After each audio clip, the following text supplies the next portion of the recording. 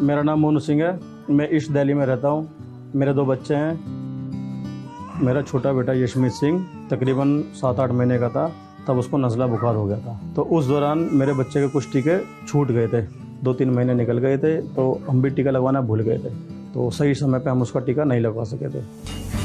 जब आशा दीदी हमारे घर आई थी तो उन्होंने बताया था कि हमारे पास में आंगनबाड़ी सेंटर में मिशन इंद्रधनुष अभियान से मैं अपने बच्चों का टीका कंप्लीट कर सकता हूँ। और उस दौरान फिर हम दीदी के साथ जाके वहाँ पर जो मेरे बच्चे के छूटे हुए टीके थे वो मैंने टीके कंप्लीट करे, और उधर मुझे फिर उन टीकों का महत्व भी पता चला कि वो टीके कितने ज़रूरी थे मेरे बच्चों के लिए। जब से मेरे बच्चों का टीकाकरण कंप्लीट हुआ है तो मैं पूर्ण रूप से निश्चित हूँ कि अब मैं अपने बच्चों की बीमारी से बचा रहूँगा, उनको इन फ्यूचर प्रॉब्लम नहीं आएगी।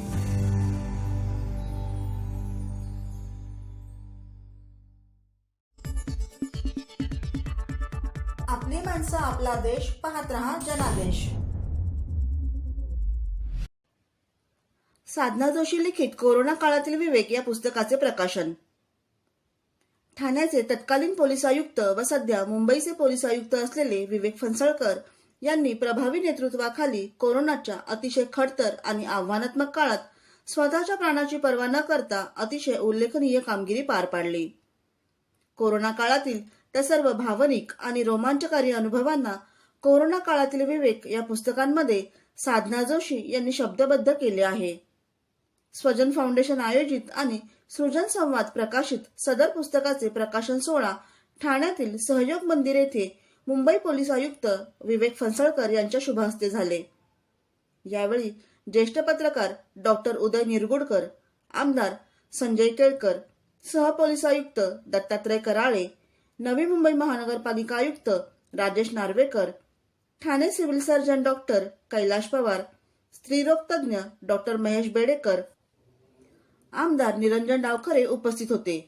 तर या पुस्तक प्रकाशनाला शुभेच्छा देण्यासाठी संजीव ब्रह्मे, सुहास जावडेकर, अशोक चिटणीस, मिलिंद बल्लाळ, आनंद भागवत, डॉक्टर राहुल कुलकर्णी आदींसह ठाणे व पालघर क्षेत्रातील अनेक पोलीस अधिकारी उपस्थित होते।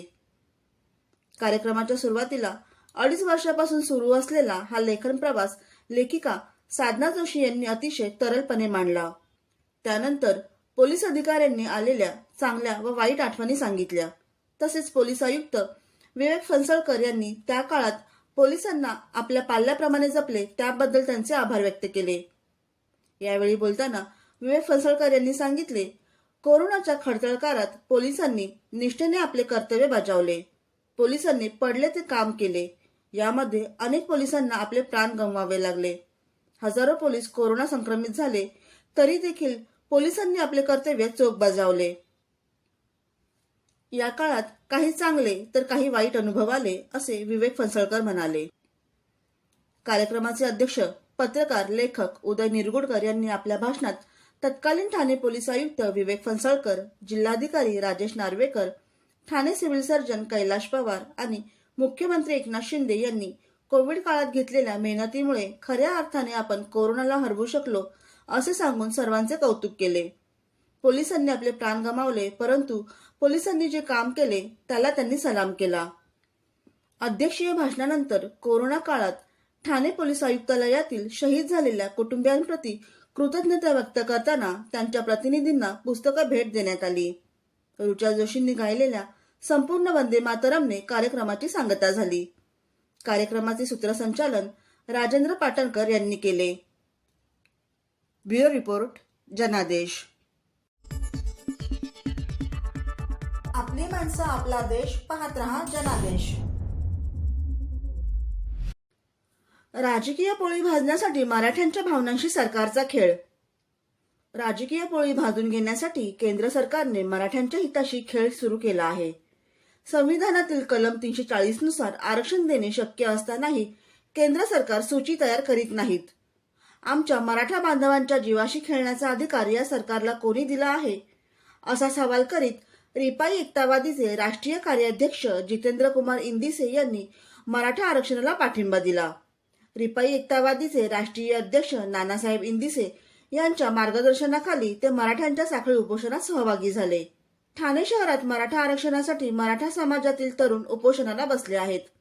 या ठिकाणी जितेंद्र कुमार इंदिसे यांनी भेट देऊन पत्रकारांशी संवाद साधला. यावेळी जितेंद्र कुमार इंदिसे असे म्हणाले, विषय मराठा समाजाला आरक्षण देण्याबाबत सगळे लोक बोलतात की मराठ्यांचं आरक्षण टिकणार नाही, दिलं तरी टिकणार नाही. भारतीय संविधानाच्या आर्टिकल 340 प्रमाणे आयोग नेमून आयोगाने रिपोर्ट राष्ट्रपतींना सबमिट करायचा आहे. सबमिट करून राष्ट्रपतीच्या सहीने लोकसभा आणि राज्यसभावर तो पारित करून ते आरक्षण आपल्याला मराठा बांधवांना देता येईल साध्या आणि सोप्या भाषेमध्ये. हे 288 जे आमदार आहेत त्यांनी सरळ दिल्लीला जाऊन प्रधानमंत्रीच्या घरासमोर उपोषणाला बसावं की तुम्ही आम्हाला अधिकार द्या किंवा यांना मराठ्यांना आरक्षण द्या. ब्युरो रिपोर्ट, जनादेश. आपली माणसं, आपला देश, पाहत रहा जनादेश. सर्व नागरिकांना आवाहन करण्यात येत आहे की सध्या डासांमार्फत पसरणाऱ्या डेंग्यू या आजाराचा प्रसार रोखण्यासाठी प्रत्येकाने पुढील प्रमाणे कार्यवाही करावी. डेंग्यू आजार एडिस इजिप्ती हा डास चावल्याने होतो. या डासांची पैदास साचलेल्या किंवा साचवलेल्या स्वच्छ पाण्यामध्ये होते. 8 दिवसांपेक्षा जास्त दिवस पाणी उघडे व साचून राहिल्यास त्यात डास अंडी घालतात.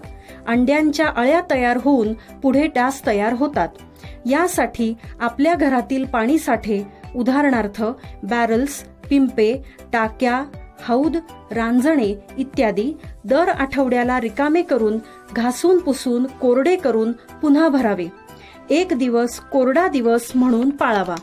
पाणी साठ्यांना घट्ट झाकणे बसवावीत किंवा जुनी साडी, चादर, धोतर यांनी बांधून झाकून ठेवावीत, म्हणजे डास त्यात जाऊन अंडी घालणार नाहीत.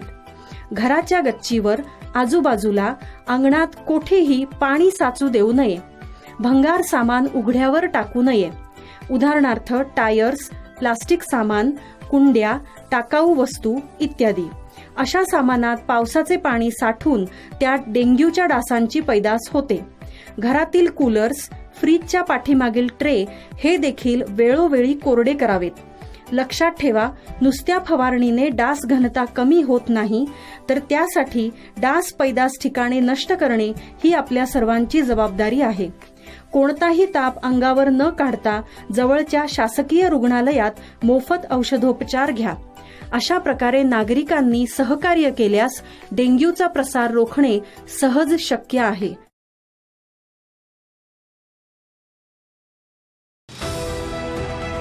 TJSB सौर शक्ती कर्ज, गो ग्रीन, करा वीज बिलावर बचत. आकर्षक व्याजदर, 84 महिने परतफेड कालावधी, 80% लोन, व्यावसायिक आणि उद्योजकांकरता सुद्धा. अधिक माहितीसाठी तुमच्या जवळच्या शाखेला भेट द्या किंवा संपर्क साधा. 1800-223-466 आणि 1800-266-3466.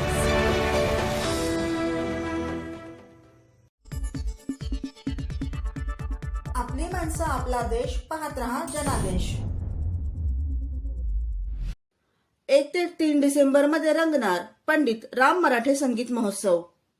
ठाणे महानगरपालिकेतर्फे आयोजित करण्यात येणारा संगीत भूषण पंडित राम मराठे संगीत महोत्सव यंदा 1 डिसेंबर ते 3 डिसेंबर या काळात होणार आहे. या महोत्सवात पंडित सुरेश तळवळकर यांना राज्यस्तरीय तसेच निशाद बाकरे यांना युवा पुरस्काराने गौरविण्यात येणार आहे. संगीत भूषण पंडित राम मराठे संगीत महोत्सवाची माहिती ठाणे महापालिकेचे अतिरिक्त आयुक्त संदीप माळवी, अतिरिक्त आयुक्त प्रशांत रोडे यांनी पत्रकार परिषदेत दिली. या प्रसंगी माहिती व जनसंपर्क उपायुक्त उमेश बिरारी उपस्थित होते.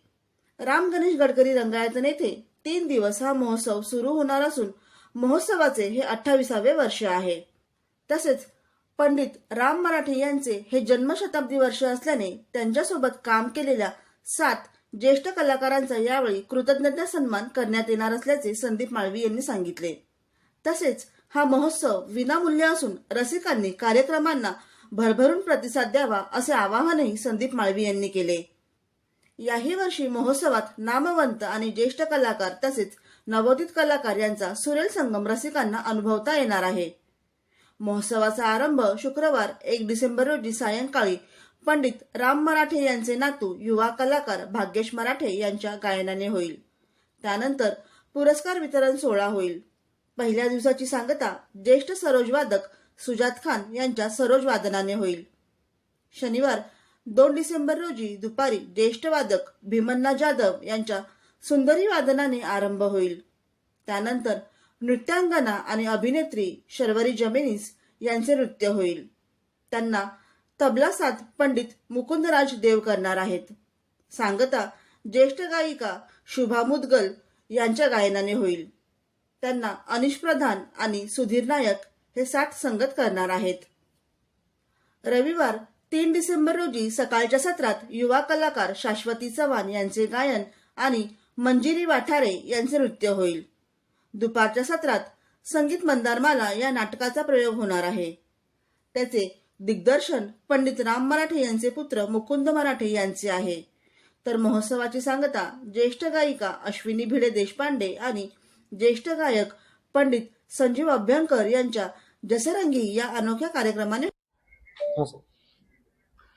गेली 27 वर्षे आपण पंडित राम मराठे संगीत महोत्सवाचं आयोजन करतो ठाणे महापालिकेच्या वतीने. अतिशय यशस्वीपणे दरवर्षी आपण ह्या महोत्सवाचं आयोजन करतो. हे 28व्या वर्ष आणि विशेष म्हणजे पंडित राम मराठे यांचं जन्मशताब्दी वर्ष आहे.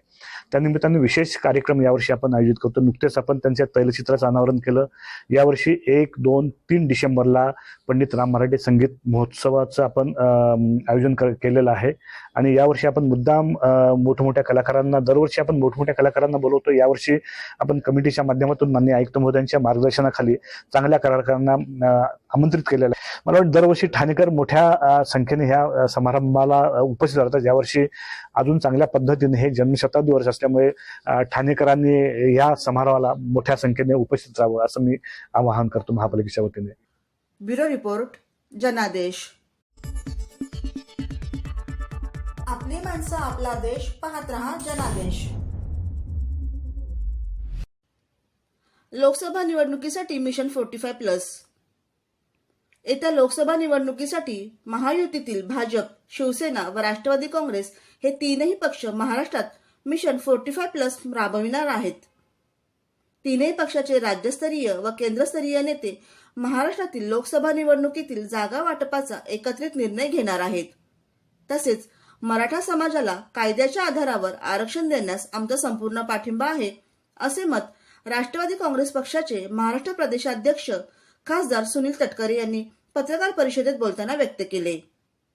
राष्ट्रवादी काँग्रेस पक्षाचे महाराष्ट्र प्रदेशाध्यक्ष खासदार सुनील तटकरे हे ठाणे राष्ट्रवादी काँग्रेसच्या मध्यवर्ती कार्यालयात कार्यकर्त्यांच्या भेटीसाठी आले होते. यावेळी पत्रकार परिषदेत ते बोलत होते. यावेळी राष्ट्रवादी काँग्रेसचे महाराष्ट्र प्रवक्ते व ठाणे पालघर समन्वयक, ठाणे जिल्हाध्यक्ष आनंद परांजपे, ठाणे राष्ट्रवादी काँग्रेस जिल्हा सरचिटणीस प्रभाकर सावंत, रवींद्र पालव, माजी नगरसेविका वहिदा खान, अंकिता शिंदे, ठाणे राष्ट्रवादी महिला काँग्रेसच्या अध्यक्षा वनिता गोतपगार, ठाणे राष्ट्रवादी युवक काँग्रेस अध्यक्ष वीरू वाघमारे, कार्याध्यक्ष संदेश पाटील, ठाणे राष्ट्रवादी विद्यार्थी काँग्रेस अध्यक्ष कौस्तुभ गायकवाड, परिवहन सदस्य मोहसिन शेख, नितीन पाटील आदी मान्यवर उपस्थित होते. येणारी लोकसभा निवडणूक भारतीय जनता पक्ष, शिवसेना व राष्ट्रवादी काँग्रेस हे महायुतीतील तीनही पक्ष एकत्रित लढणार आहेत. महाराष्ट्रात मिशन 45+ ही मोहीम आम्ही राबविणार आहोत. योग्य वेळी तीनही पक्षातील मुख्यमंत्री एकनाथ शिंदे, उपमुख्यमंत्री देवेंद्र फडणवीस व उपमुख्यमंत्री अजित पवार यांच्या नेतृत्वाखाली राज्यस्तरीय टीम, जसे राष्ट्रवादी काँग्रेसच्या वतीने प्रदेशाध्यक्ष म्हणून मी स्वतः, केंद्रीय नेते प्रफुल्लभाई पटेल तसेच दोन्ही पक्षातील केंद्रस्तरीय नेते हे एकत्रित बसून महाराष्ट्रातील लोकसभा जागेबाबत निर्णय घेतील व तो आम्हा तिन्ही पक्षांना मान्य असेल.